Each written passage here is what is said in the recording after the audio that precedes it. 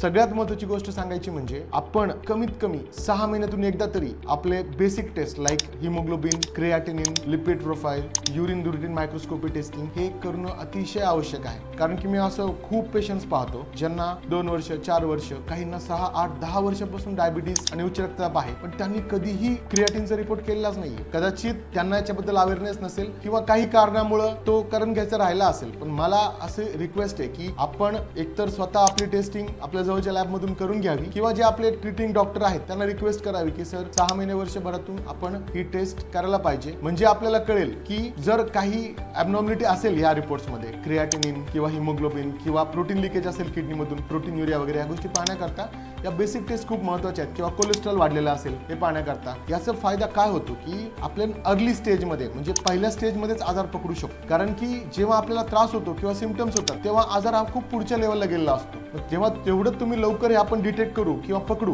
त्याच्यानुसार आपण तो आजार पुढच्या लेवल जाण्यापासून वाचू शकतो आणि योग्य ती उपाययोजना आपण त्याच्यामध्ये करू शकतो.